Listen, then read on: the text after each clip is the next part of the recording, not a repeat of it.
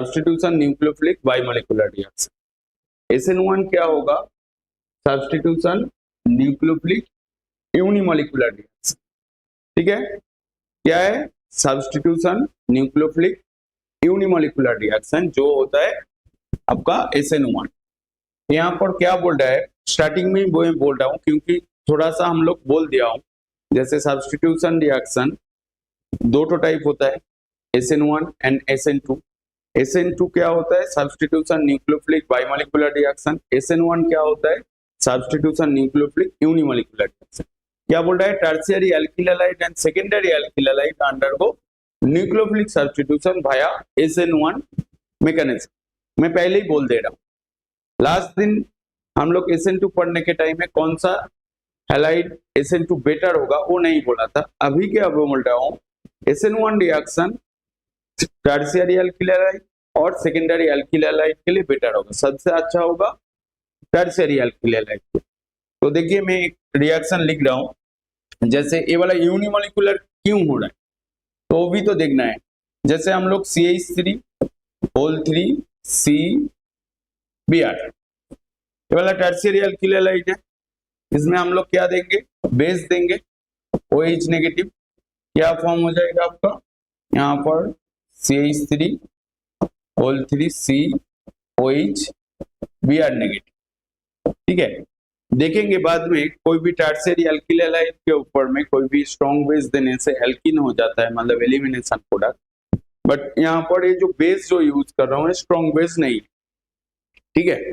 But यहाँ पर आपका रेट क्या होगा जो हम लोग केमिकल काइनेटिक में पढ़े हूँ, मतलब अभी मैं क्लास के अंदर में नहीं बोला हूँ क्योंकि एक क्लास 12 का JEE 2026 का बैच है। ठीक है, तो अभी तक मैं काइनेटिक केमिकल काइनेटिक्स नहीं बोला हूँ। क्लास जितना दिन मतलब एक एक करके क्लास आएगा, मतलब ये पूरा यूट्यूब में आपका लाइव रहेगा। ठीक है, तो देखिए यहाँ पर आपका रेट हो जाएगा ऐसा CH3O3 रेट कैसे निकलता है? जो स्टेप स्लो होता है, मतलब रेट डिटरमिनिंग स्टेप जो होता है, मतलब जो स्टेप स्लो है वही क्या है? Rate determining step. तो इस हिसाब से इसका रेट आ रहा है only alkyl halide reaction intermediate में, मतलब only alkyl halide reaction rate में इन्वॉल्व हो रहा है, मतलब ओनली एल्किल हैलाइड रेट को ओनली एल्किल हैलाइड से ही आप रेट को डिटरमाइन कर पाएंगे। तो यहाँ पर कॉन्सेंट्रेशन आ रहा है ओनली एल्किल हैलाइड का, यहाँ पर आपका K होगा रेट कांस्टेंट। तो यहाँ पर आपका कौन सा ऑर्डर हो रहा है? फर्स्ट ऑर्डर रिएक्शन और यूनिमोलिकुल, मतलब एक तो मॉलिक्यूल रिएक्शन में आ रहा है इंटरमीडिएट में, मतलब फर्स्ट स्टेज में। देखिए मॉलिकुलरिटी ऑर्डर ऑफ रिएक्शन दोनों डिफरेंट है। ऑर्डर ऑफ रिएक्शन क्या होता है? जो स्टेप स्लो है वहां पर जो रिएक्टेंट का जो कॉन्सेंट्रेशन आएगा उस स्लो स्टेप में, उस हिसाब से आप उसका ऑर्डर ऑफ रिएक्शन बोलेंगे। मॉलिकुलरिटी क्या होता है? ओवरऑल रिएक्शन में जितना मॉलिक्यूल यूज होता है, मतलब इन्वॉल्व होता है, वही क्या हो जाता है आपका मॉलिकुलरिटी ऑफ द रिएक्शन। आया समझ में? तो ये वाला सिंपल सा आपका यूनिमोलिकुलर रिएक्शन हो गया। तो ओनली किसके ऊपर डिपेंड कर रहा है? यहाँ पर कॉन्सेंट्रेशन ऑफ द सबस्ट्रेट, मतलब रिएक्टेंट, इसका concentration of substrate that is the alkyl halide. ठीक है, सबस्ट्रेट आया समझ में?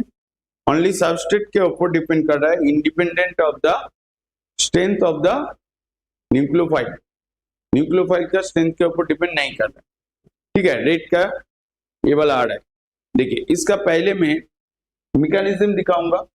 मैकेनिज्म क्या होगा ये जानना बहुत इंपॉर्टेंट है। मैं पहले ही बोल दिया ये वाला टर्शियरी एल्किल हैलाइड और सेकेंडरी एल्किल हैलाइड के लिए बेटर होगा, 1 डिग्री के नहीं है। तो उस हिसाब से मैं टर्शियरी हैलाइड को लिख रहा हूँ। देखिए CH3, यहाँ पर C, यहाँ पर CH3, यहाँ पर CH3, यहाँ पर सोचिए Br। ठीक है, Br क्या है? लिविंग ग्रुप है। ठीक है, और CH3 इंटू CH3 क्या है, plus I effect. Plus I effect का काम क्या है, इलेक्ट्रॉन रिलीज करना। मतलब कार्बन के ऊपर जैसे ही CH3 ऐसे इलेक्ट्रॉन दे देगा तो कार्बन का इलेक्ट्रॉन डेंसिटी क्या हो जाएगा, ज्यादा हो जाएगा। मतलब कार्बन मोर नेगेटिव हो जाएगा, मतलब पार्शियली होगा बट कार्बन का इलेक्ट्रॉन डेंसिटी ज्यादा हो जाएगा। Br भी डेल्टा नेगेटिव है, मतलब पार्शियली नेगेटिव यहाँ पर, तो डेल्टा नेगेटिव हो रहा है। और कार्बन भी प्लस आई की वजह से नेगेटिव चार्ज आ रहा है, मतलब इलेक्ट्रॉन डेंसिटी ज्यादा हो रहा है। मतलब CBr बॉन्ड क्या हो जाएगा, वीक हो जाएगा। मतलब दो ठो सेम चार्ज क्या करता है, रिपल्सन करता है। जैसे ही दो ठो सेम चार्ज रिपल्सन करेगा तो CBr बॉन्ड क्या हो जाएगा, वीक हो जाएगा, इजीली ब्रेक करेगा। तो ए वाला जो बॉन्ड ब्रेकिंग फॉर्म हो रहा है, ये वाला स्टेप क्या है आपका, स्लो स्टेप है। तो यही आपका रेट डिटरमिनिंग स्टेप है। यहाँ पर रेट ऑफ रिएक्शन में हम लोग क्या लिखा था, ओनली एल्किल हैलाइड का कॉन्सेंट्रेशन, न्यूक्लियोफाइल मतलब बेस का कॉन्सेंट्रेशन नहीं लिया था। इसलिए नहीं लिया था, जो स्टेप स्लो है उसी स्टेप में क्या हो रहा है, आपका बॉन्ड ब्रेकिंग हो रहा है। मतलब उसी स्टेप से हम लोग रेट को डिटरमाइन करेंगे।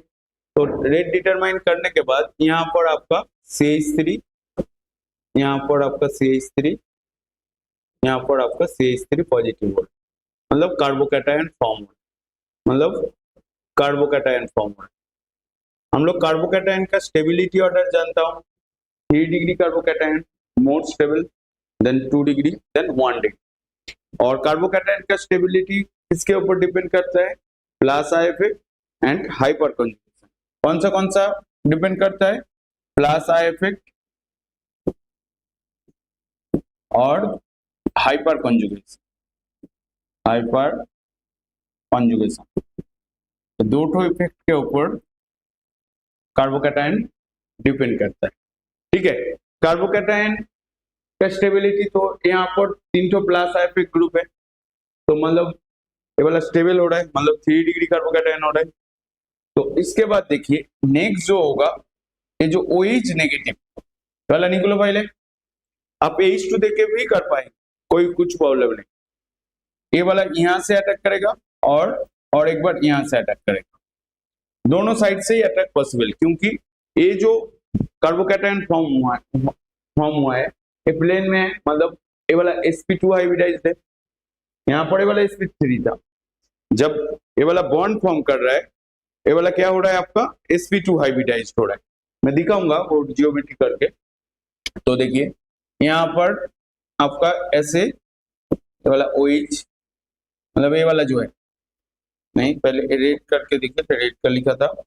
यहाँ पर आपका OH, यहाँ पर आपका C, यहाँ पर CH3, यहाँ पर CH3, यहाँ पर CH3, और जो ग्रीन कलर करके लिखा हूँ वो वाला ऐसा हो जाएगा CH3, यहाँ पर C, यहाँ पर OH, यहाँ पर आपका CH3, यहाँ पर आपका CH3। तो मतलब जो कॉन्फ़िगरेशन है वो दो ठो पैटर्न में आ रहा है। तो एक होगा आपका यहाँ पर प्रोडक्ट आएगा 50% इन्वर्सन और 50% रिटेंशन। ठीक है, मैं जियोमेट्री करके फिर नेक्स्ट पेज में दिखा रहा हूँ। देखिए रिटेंशन आया समझ में। तो बेसिकली SN1 रिएक्शन क्या हुआ, 2 स्टेप इंटरमीडिएट, 2 स्टेप में हो रहा है। एक तो इंटरमीडिएट स्टेप है, 2 ठो ट्रांजिशन स्टेट है।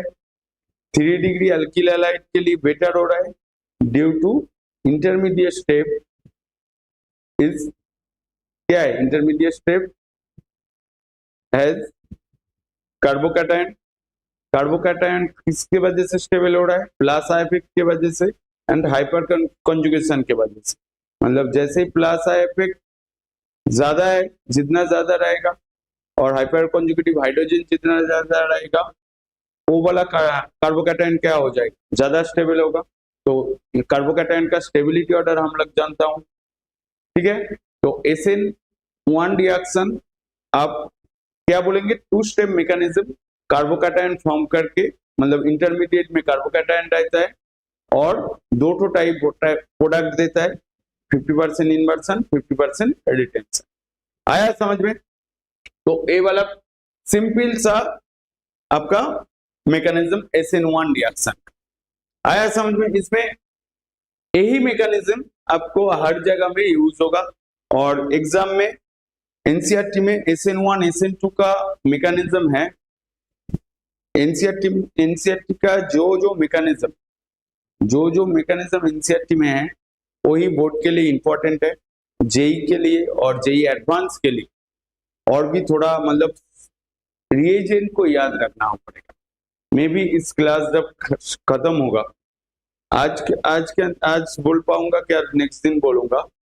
इस हेलो एल्केन के अंदर में कौन सा रिएजेंट का क्या काम है वो मैं लास्ट मतलब जब हम लोग एलिमिनेशन रिएक्शन तक बोल देंगे उसके बाद मैं बोलूंगा यहाँ पर कौन सा रिएजेंट क्या काम में आ रहा है।